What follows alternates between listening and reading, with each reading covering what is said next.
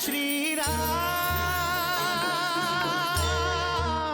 मैं रावण को बताना चाहता हूं कि अब मेरे तुनीर में विश्राम करने वाले बाण और महाअस्त्र रावण के मर्म का भेदन करने के लिए अति उत्सुक है। मेरा मन अधीर होता जा रहा है लक्ष्मण। वहां सीता भी अपना धैर्य खोती जा रही होगी। सीते, जैसे ही हनुमान तुम्हारे बारे में समाचार लेकर आएगा, मैं लंका पर आक्रमण कर दूंगा।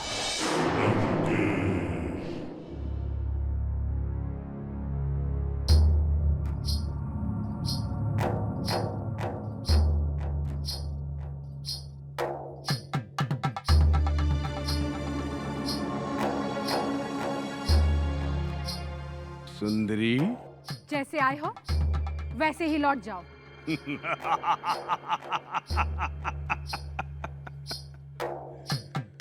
मैं जानता हूं सुंदरी, मनुष्य उपवास में चिड़चिड़ा हो जाता है। कल तुमने मेरे लिए व्रत रखा था ना? दुष्ट, मैंने अपने पति के लिए व्रत रखा था। तुम्हारा होने वाला पति मैं ही तो हूँ। बस करो। ऐसा कहते हुए तुम्हारी जिह्वा कट क्यों नहीं गई? तुम्हारे सर के टुकड़े टुकड़े क्यों नहीं हो गए? इसलिए क्योंकि मैंने असत्य कुछ कहा ही नहीं। अधर्मी! पति वो होता है जो पालन करे, रक्षा करे। मैं तुम्हारा पालन कर रहा हूं, तुम्हारी रक्षा कर रहा हूं, इसलिए मैं ही तुम्हारा पति हूं। दुष्ट, अब और एक भी शब्द कहा तो मैं तुम्हें शाप दे दूंगी। शाप?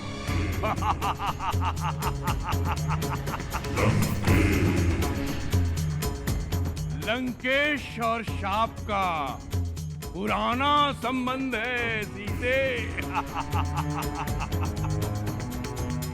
न जाने लंकेश ने कितने शाप धारण किए हैं,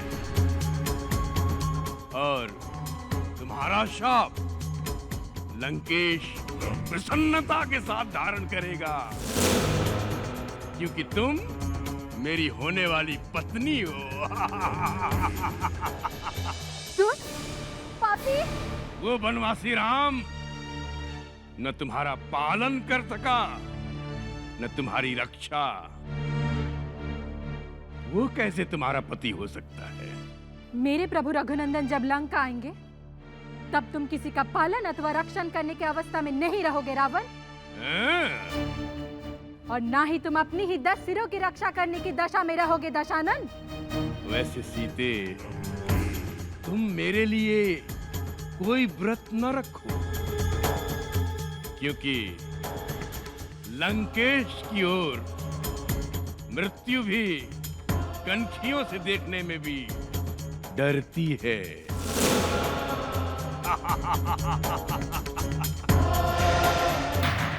मैं अजय हूँ, अमर हूँ सीते।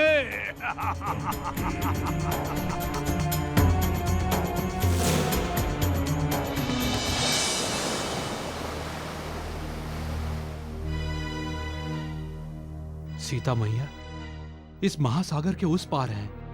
संपाति से यह जानने के बाद भी हम इसी ओर हैं। जामवन जी, मन तो बहुत व्याकुल हो रहा है। हमें नाव बनानी चाहिए हनुमान जी, परंतु नाव बनाने में तो बहुत समय लग जाएगा। और दूसरी बात, क्या वो नाव समुद्र की लहरों के वेग को सहन कर पाएगी? वेग का सामना कर भी ले, परंतु महासागर की हवाएं इन्हें अवश्य भटका देंगी। तो फिर कोई दूसरा उपाय बताइए जामवन जी। एक ही उपाय है, हम सब में से किसी एक को ये 400 कोस समुद्र लांघना होगा।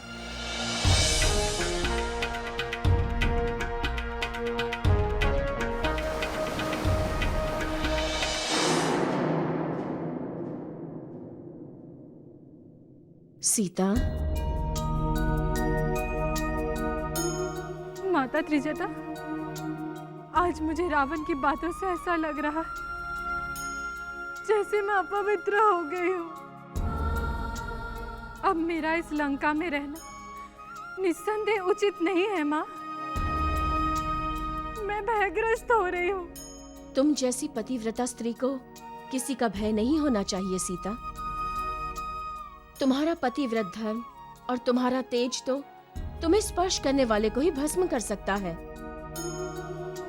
और ये बात दशानन भी अच्छी तरह जानता है। जानता है तो मेरे सामने बार बार क्यों आता है? बार बार अपनी अश्लील बातों से और अपने अपवित्र वचनों से मेरे मन को घायल क्यों करता रहता है? मेरी सहन शक्ति मेरा साथ छोड़ रही है माँ। यदि रघुनंदन शीघ्र, अति शीघ्र लंका न आए तो कदाचित मुझे जीवित ना पाए। सीता,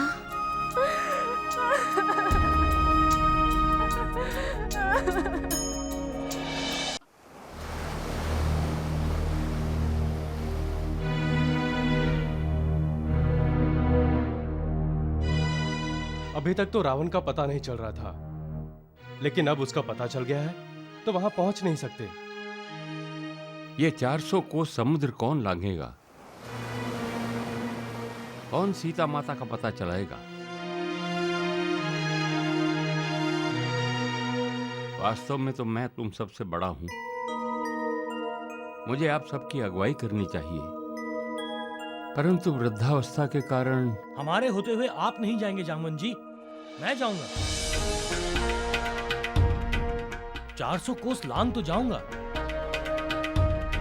परंतु लौटना कोई बात नहीं, वो बात की बात है। मैं जाता हूं। नहीं युवराज अंगद, आप सेना नायक हैं, आप किष्किंधा के युवराज हैं। आपके जीवन को संकट में नहीं डाला जा सकता।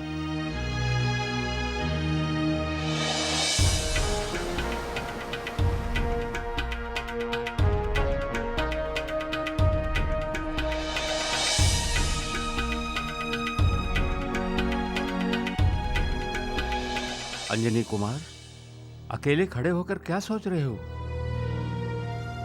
हम लोग इस समुद्र को लांघने की शक्ति रखने वाले को खोज रहे हैं, और वो हमारे सामने खड़ा है।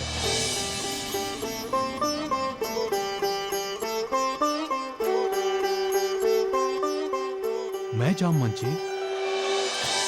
हनुमान जी, क्या आप समुद्र के उस पार जाकर सीता मैया की खोज करके वापस आ सकते हो? ये अपनी शक्ति नहीं जानते युवराज। क्यों? शाप के कारण। शाप? कैसा शाप? अपनी शक्ति भूल जाने का शाप। लगता है वो समय आ गया है जब आपको आपके बारे में सब कुछ बता दिया जाए। सब कुछ? अर्थात? आपका जन्म, आपका बाल्यकाल,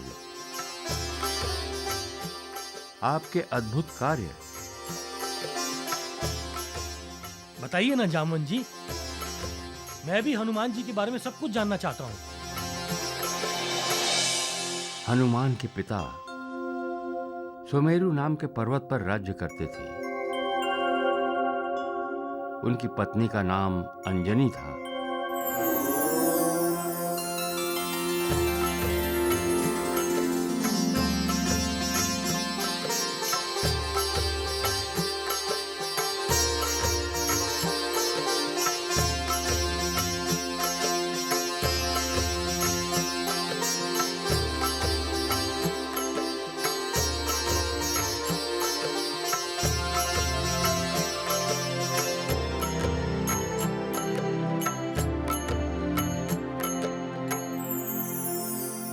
हे भोलेनाथ, लगता है तुम्हारी कृपा मुझ पर कभी नहीं होगी।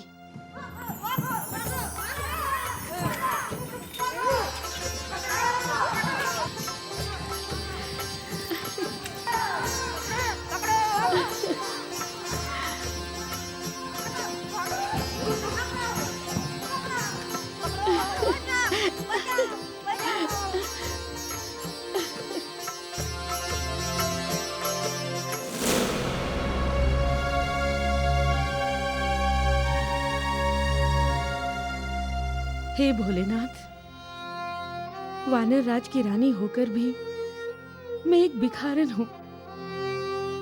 सब कुछ है, राज, वैभव, ऐश्वर्य, किंतु जिसकी आस है वही नहीं है।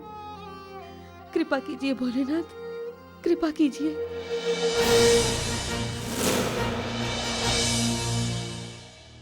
अंजना, अंजना, अंजना।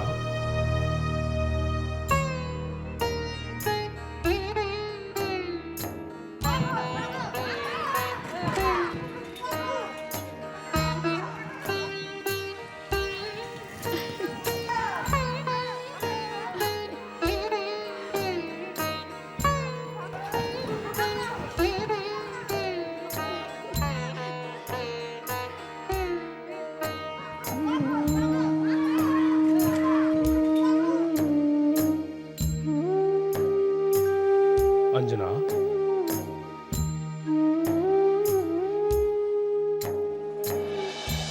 क्या बात है, रो रही हो? अपने भाग्य पर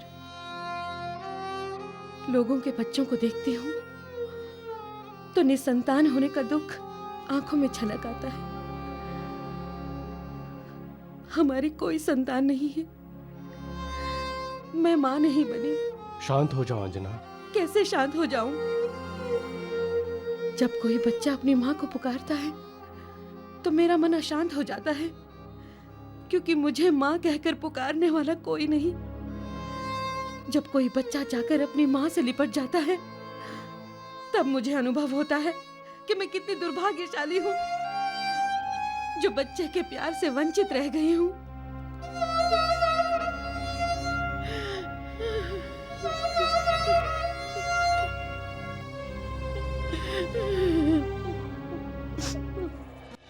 ओम नमः शिवाय, ओम नमः शिवाय, ओम नमः शिवाय, ओम नमः शिवाय। पुत्री अंजना,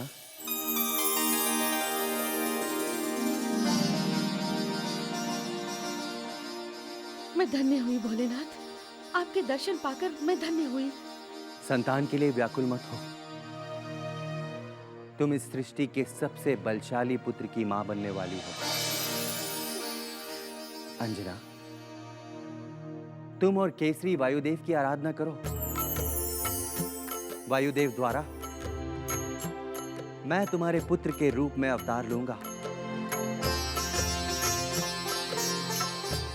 क्यारवा रुद्र, यही तुम्हारे पुत्र की पहचान होगी।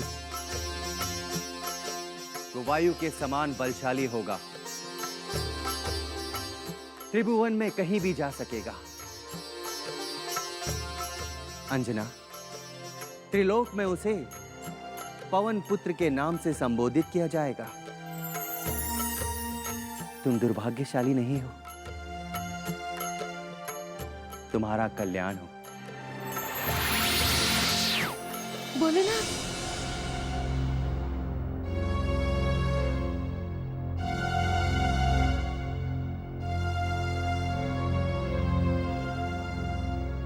अंजना, क्या हुआ?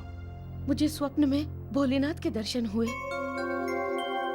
भगवान शिव ने मुझे बलशाली पुत्र की मां होने का आशीर्वाद दिया है।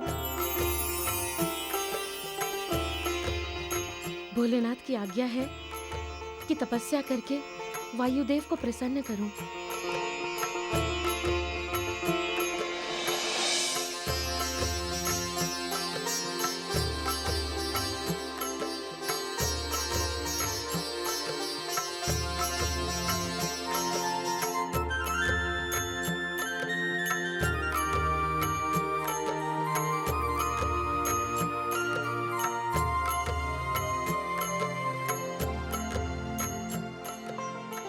हे महादेव शिव शंकर, अपनी कृपा ऐसे ही हम पर बनाए रखिए।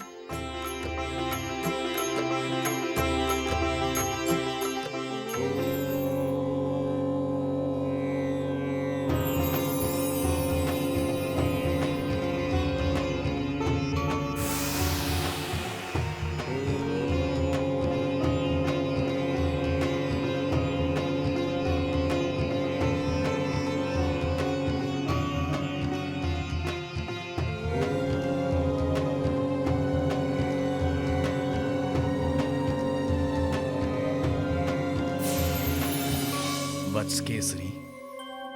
अंजना, आंखें खोलो। मैं तुम्हारी तपस्या से प्रसन्न हुआ।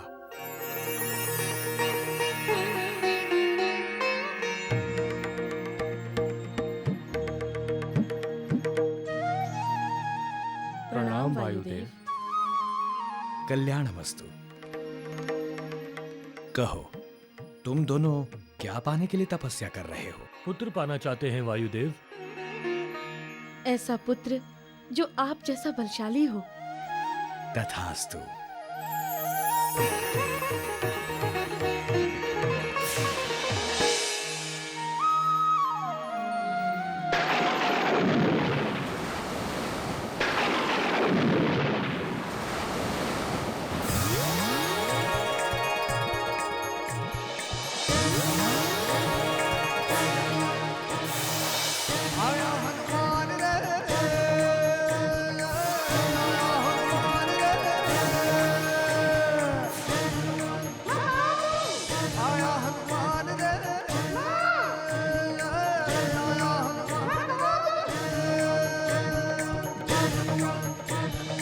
जय हनुमान, जय हनुमान।